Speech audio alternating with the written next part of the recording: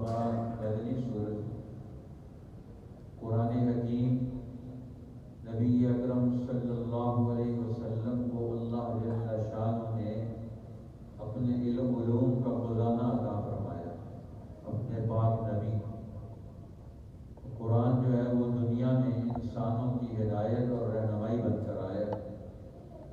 اس لیے قرآن حکیم کا موضوع ایک طرف انسانی سماج اور دوسری طرف انسانوں کے لیے اللہ کا حکم بیان کرتا ہے۔ یہ قرآن کا بنیادی موضوع ہے۔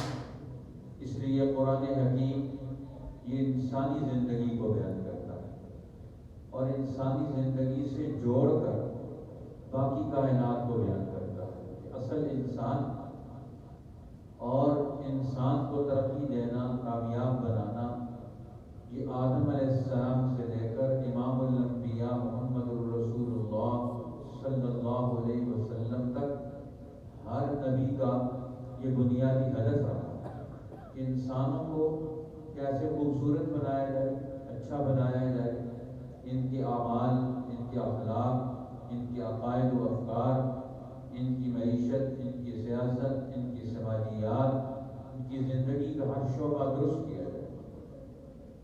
اس لیے یہ پہلی سورت ہے سورت الفاتحہ۔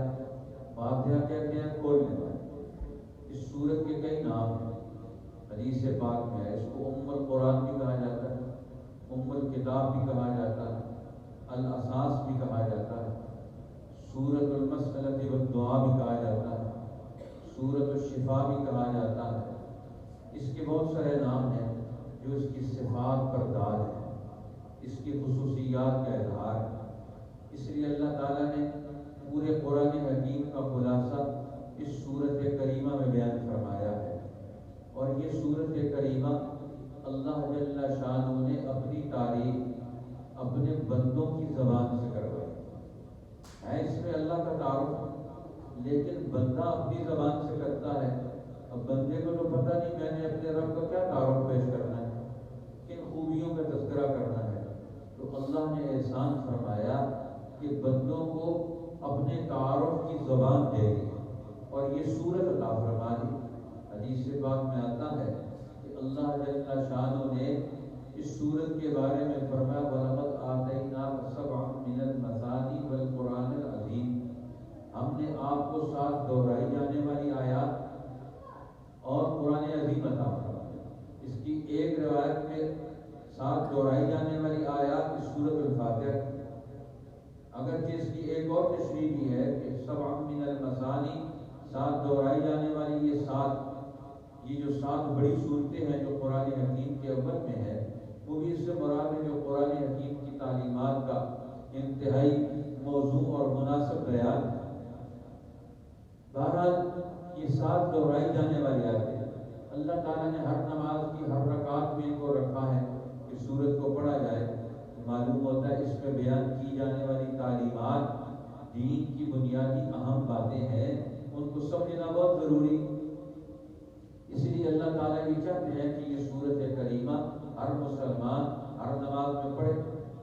اس لیے اس سورت کریمہ کے اندر اللہ تعالیٰ نے 3 چیزیں بیان کی ہیں۔ اس کے 3 حصے ہیں۔ پہلے حصے میں اللہ تعالیٰ کا تعارف، اس کی صفات کا بیان کیا گیا ہے۔ پھر اللہ تعالیٰ کا حق وہ بیان کیا گیا ہے۔ پھر اللہ تعالیٰ نے اپنے بندوں کو جو 2 قسم کی جماعتیں ہیں ان کا تعارف کروایا، صراط مستقیم کی ہدایت کی روشنی میں ہمیں سیدھا راستہ مل جائے۔ ایک تو سیدھا راستہ کون سا ہے اس کا تعین کیا، پھر الٹا راستہ کون سا ہے اس کا بھی تعین کیا۔ اب یہ پہلی سورت کریمہ ہے کہ جس میں اللہ تعالیٰ نے دین کا بنیادی ماخذ بنا کر، بنیادی اصول بنا کر اسے پیش کیا۔ سب سے پہلے دین میں بنیادی چیز کیا ہے؟ اللہ تعالیٰ کا تعارف، اس کی معرفت، اس کے ساتھ تعلق اور رب پیدا کرنا۔ الحمدللہ رب العالمین، سب تعریفیں اللہ کے لیے جو رب ہے جہانوں کا۔ اب یہاں اللہ کی ہم وہ اللہ کے لیے، اب اللہ کون ہے؟ اس کی پہلی صفت کیا ہے؟ وہ رب العالمین، ساری جہانوں کو، ساری مخلوقات کو، اور رب الاقوام، دنیا میں بسنے والی ساری قوموں کا رب ہے۔ اور رب کے اندر 3 صفات آتی ہیں زیادہ طور پر۔ رب اسے کہتے ہیں جو سب کا مالک، سب کا خالق ہو، سب کا مالک ہو اور سب کا رازق ہو، اسے رب کہا جاتا ہے۔ خالق تو وہی ہے جس نے ہمیں پیدا کیا، اس لیے ہم اسے رب کہتے ہیں۔ مالک بھی وہی ہے، پیدا کرنے کے بعد دوسروں کے سپرد نہیں کر دیا، اس نے انسان کائنات ان سب چیزوں پر اپنا کنٹرول، اپنی اتھارٹی قائم رکھی ہے۔ تیسری چیز وہ رازق بھی ہے، ہر ایک کی روزی کا سامان، معیشت کا سامان اس نے اس دنیا میں پیدا کر دیا۔ اس لیے ہم اللہ کی تعریف کرتے ہیں کہ وہ رب ہے، ساری اموات کا رب ہے۔ پھر رب العالمین کے بعد اس کی ربوبیت دنیا میں کیسے اپنا اثر دکھا رہی ہے؟ الرحمن، وہ بڑا مہربان ہے، الرحیم، وہ بڑا نہایت رحم کرنے والا ہے، رحمان الدنیا و رحیم الآخرہ۔ اب رحمان کیا ہے؟ وہ کمالات دیتا ہے جو انسان کے ضرورتیں، ہر قسم کی ضرورتیں پوری کرے، اور دوسرا ہے الرحیم، وہ ضرورتیں جو انسان کی زندگی کا حصہ بن جائیں، وہ صفات جو انسان کی زندگی کا حصہ بن جائیں، اس طرح کریم ہے، علیم ہے، وہ اس طرح کی وہ صفات جو انسان کی زندگی کا حصہ بن جاتی ہیں، وہ کمالات، وہ بھی اللہ تعالیٰ کے ساتھ وہ اسی کی ذات کے سزاوار ہیں۔ اس لیے چوتھی صفت ہے اس کی مالک یوم الدین، وہ انصاف قائم کرنے والا، یوم الدین کا مالک ہے، بدلے کے دن کا مالک ہے۔ یہ سارا کچھ کھیل تماشا نہیں، ایک دن انصاف کا ہے۔ دین کے معنی ہوتے ہیں قانون، انصاف کے، نظام کے، بدلے کے، اور دین کا معنی اصول اور ضوابط اور قواعد کے لیے۔ تو مالک یوم الدین، دین جنت کے ایمانوں میں استعمال ہوتا ہے، یہاں یوم الدین کے ساتھ آ رہا ہے تو آخرت کا تصور، انصاف کا تصور یہ بھی دیا۔ اللہ کے ساتھ جو ہمارا تعارف ہوگا یوم الدین کا تعارف ہوگا، جب ہم نے اللہ کا تعارف حاصل کر لیا، رب بھی وہی ہے، رحمان بھی وہی ہے، رحیم بھی وہی ہے، مالک یوم الدین بھی وہی ہے، تو اب یہ ساری صفات اس کے اندر آ گئی۔ اس نے کائنات کا یہ سارا نظام وہ رحمت کے تقاضے سے پیدا کیا۔ اب اللہ کی سب سے بڑی صفت کیا؟ الرحمن، علم القرآن، یہ رحمان کی صفت۔ اللہ تعالیٰ کی یہ بھی اسماء ذاتی میں سے ہے، یہ اللہ بھی کہتے ہیں، الرحمن بھی کہتے ہیں۔ عرب والے کیا کہتے ہیں؟ الرحمن کو نہیں جانتے کون رحمان ہے، تو اللہ نے فرمایا انا الرحمن، میں رحمان ہوں۔ یہ اب تو تمہیں تعارف حاصل ہو گیا ہوگا۔ اس لیے اب رحمان کو مان لینے کے بعد پھر اس کا حق کیا بنتا ہے؟ ایاک نعبد و ایاک نستعین۔ اب جس ذات کے اندر یہ 4 صفات پائی جائیں گی، ہم عبادت بھی اسی کا کریں گے اور مدد بھی اسی سے مانگیں گے۔ اب توحید کی یہ 3 قسمیں قرآن نے یہاں بیان کر دی۔ توحید ربوبیت، جس میں اللہ تعالیٰ پیدا کرنے میں، معاشی ترقی دینے میں، وجود بخشنے میں، اس وجود کو چلانے میں، اس کو ترقی دینے میں کسی اور کا عمل دخل نہیں ہے، اس کا بنیادی عمل دخل ہے۔ دوسری چیز آ گئی وہ توحید پھر عبادت، کہ ہم اللہ کے سوا کسی کی عبادت نہیں کرتے، بندگی نہیں کرتے، اس کے سوا کسی کا حکم نہیں مانتے، اس کے سوا کسی کا قانون نہیں مانتے، اس کے سوا کسی کو سجدہ نہیں کرتے۔ یہ توحید کی دوسری قسم۔ اور توحید کی تیسری قسم ہے توحید پھر استعانت، توحید پھر افعال، کاموں میں ہم کسی اور سے مدد مانگیں، عبادت تو اللہ کی کرے، مدد کسی اور سے حاصل کرے، یہ نہیں ہو سکتا۔ یہ ہماری تمام چیزوں کا مرکز، کائنات کا مرکز، ہماری ذات کا مرکز، ہماری عبادت کا مرکز، اور ہماری زندگی کے تمام تقاضوں کی تکمیل کا مرکز صرف ایک ذات ہے۔ جب اس ذات کی ہم نے عبادت کر لی، اس کے ساتھ ہم جڑ گئے، اب اس سے مانگنا کیا ہے؟ اور میں اهدنا الصراط المستقیم، ہمیں صراط مستقیم کی ہدایت ہے، سیدھے راستے پر چلا، ہمیں سیدھا راستہ دکھا، صراط مستقیم۔ اب یہ صراط مستقیم کی ہدایت یہ انسان کی سب سے بڑی سعادت ہے، اسے سیدھا راستہ مل جائے، کامیاب ہو جائے گا۔ اب سیدھا راستہ کون سا ہے؟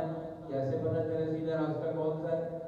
ہر آدمان کرتی ہے ہمارا راستہ سیدھا، ہر ایک کہتا ہے میں جو کہتا ہوں یہ سیدھا راستہ ہے، تو اللہ تعالیٰ نے فرمایا لڑائی جھگڑے کی ضرورت نہیں۔ صراط الذین انعمت علیہم، سیدھا راستہ ان لوگوں کا جو انعام والے باتیں، جنات انعام والی انبیاء، صدیقین، شہداء اور صالحین۔ ان کا خلاصہ کیا ہے؟ وہ مولانا قاسم نانوتوی رحمۃ اللہ علیہ فرماتے ہیں کہ اب یہ انبیاء اور صدیقین یہ علم کے مراحل ہیں۔ صدیقین کے بعد دوسرا مرتبہ صالح شہداء اور صالحین کا ہے، یہ عمل کے مرتبے ہیں۔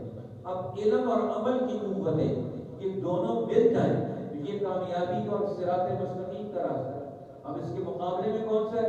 گمراہ کون سے لوگ ہیں؟ غیر المغضوب علیہم ولا الضالین، ان لوگوں کے راستے پر نہ چلا جن پر تیرا غصہ ہو، غضب ہو، اور ان لوگوں کے راستے پر نہ چلا جو گمراہ ہو۔ اب اس سے مراد یہود اور نصارہ۔ یہود کون ہے؟ پڑھے لکھے لوگ، جان بوجھ کر وہ حق کو جھٹلاتے ہیں، یہ مغضوب ہے۔ پڑھا لکھا طبقہ، سمجھدار لوگ حق بات کا انکار کریں وہ مغضوب ہے۔ عام لوگ اگر غلط کام کرتے ہیں وہ ضالین۔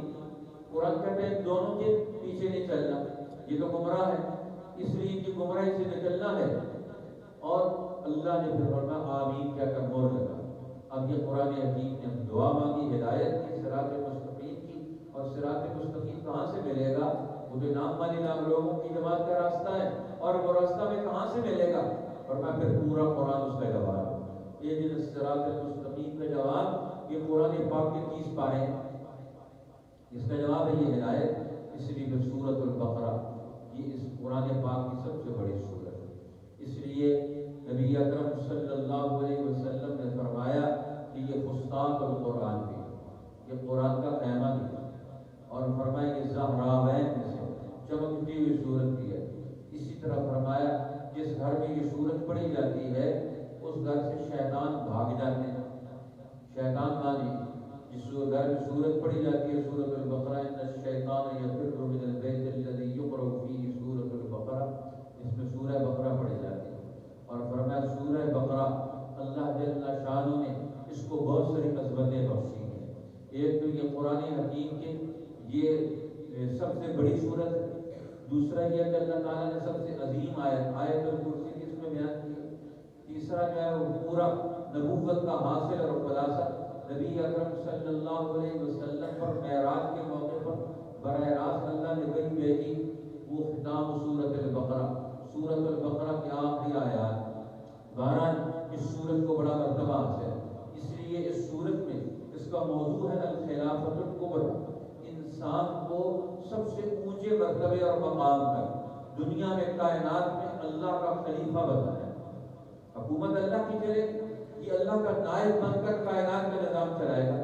الخلافۃ الکبریٰ کو اس سورت کریمہ میں بیان کیا، اس لیے اس خلافۃ الکبریٰ کے لیے انسان کی اہلیت چاہیے۔ اللہ تعالیٰ نے کلام مجید کے شروع میں اس کا تذکرہ کر دیا قرآن کی اہمیت کو، الف لام میم ذالک الکتاب لا ریب فیہ ھدی للمتقین، فرمایا یہ وہ کتاب ہے جس میں کوئی شک نہیں، یہ ہدایت ہے متقین کے۔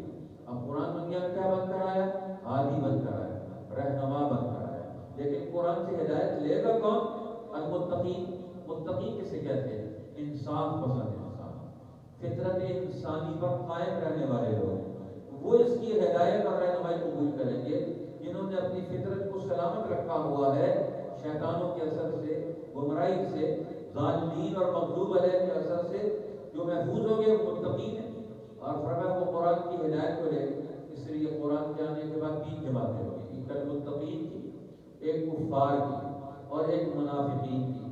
قرآن نے تینوں جماعتوں کا تعارف کروایا۔ متقین کون سے ہوتے ہیں؟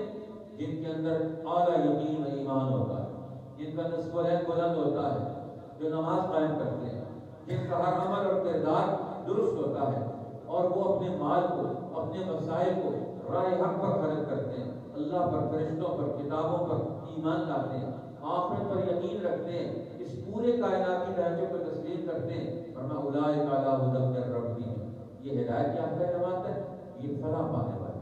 اب فلاح مفلحون کیسے کہتے ہیں؟ فلاح پانے والے۔ فلاح سے مراد پہلے درجے میں دنیا میں شیخ الحدیث مولانا زکریا صاحب رحمۃ اللہ علیہ نے فضائل صدقات میں اس کا بہت واضح مفہوم لکھا ہے کہ دنیا میں انسان کو عزت ملے، یہ فلاح کا پہلا مرتبہ ہے۔ دنیا میں عزت کس کی ہوتی ہے؟ جس کی سیاست اپنی، جس کی معیشت اپنی ہو، جن کا قانون اپنا ہو، جن کی حکومت اپنی ہو، جو فیصلے اپنے خود کرتے ہوں، یہ فلاح پانے والے دنیا میں جن کو عزت ملے، اور پھر آخرت کے انعامات کے مستحق ہوں، یہ فلاح کا کامل تصور ہے۔ اولئک هم المفلحون، قرآن کہتا ہے یہ ہدایت پر ہے، اور جو ہدایت پر ہوگا وہ کامیاب ہوگا۔ یہ ہو ہی نہیں سکتا کہ قرآن کی ہدایت اور رہنمائی پر چلنے والا اور دنیا میں ذلیل ہو، وہ دنیا میں ناکام ہو، وہ دنیا میں بھیک مانگے، وہ دنیا میں مسائل کا شکار ہو، یہ نہیں ہو سکتا۔ جہاں قرآن کی ہدایت آئے گی وہاں فلاح اور کامیابی آئے گی، دنیا اور آخرت۔ اور فرمایا اس کے مقابلے میں جنہوں نے کفر کیا، اب قرآن کہتا ہے کافر کیا ہوتا ہے؟ کفر ایک مرض قلب، ایمان دل کے اندر تبدیلی پیدا کرتا ہے۔ جب کفر آتا ہے تو کفر کس کے چیز کا نام ہے؟ کسی چیز کو حق کو چھپا لینا، اپنے اندر حق کو نہ داخل ہونے دینا۔ اب کافر انکار کرتا ہے، وہ باطل اور غلط بات کو قبول کرتا ہے، صحیح بات کو قبول نہیں کرتا، نتیجہ کیا نکلتا ہے؟ اس کی صلاحیت برباد ہو جاتی ہے۔ اللہ فرماتا ہے جو کفر میں مسلسل رہتے ہیں ختم اللہ علی قلوبہم، اللہ ان کے دلوں پر مہر لگا دے، وعلی سمعہم، ان کے کانوں پر مہر لگا دے، وعلی ابصارہم غشاوہ، ان کی آنکھوں پر پردے پڑ جاتے ہیں۔ اب قرآن کہتا ہے یہ کیا چیز ہے؟ یہ مہر کس چیز پر لگی؟ ان کے یہ علم کے ذرائع ہیں جی، ان کا ختم اللہ علی قلوبہم، ان کے دل پر مہر لگ گئی۔ دل بنیادی مرکز ہے کائنات انسانی کا۔ اسی طرح دل تک علم کے ذرائع کون سے ہیں؟ کان ہے، کانوں سے سنے گا تو بات پہنچے، حق بات کی مجلس میں بیٹھے گا تو بات سنے گا، وہ وہاں بیٹھتا ہی نہیں، سنے گا کیا؟ اس لیے آج ہماری پوری قوم کا مزاج کیا ہے؟ ہم اکیلے سنتے ہیں، مل بیٹھ کر غور نہیں کرتے قرآن حکیم، اس کے پروگرام کو سنیں، سمجھیں، غور کریں، تاکہ ہمارے اندر کفر کے باطل کے اثرات ختم ہوں۔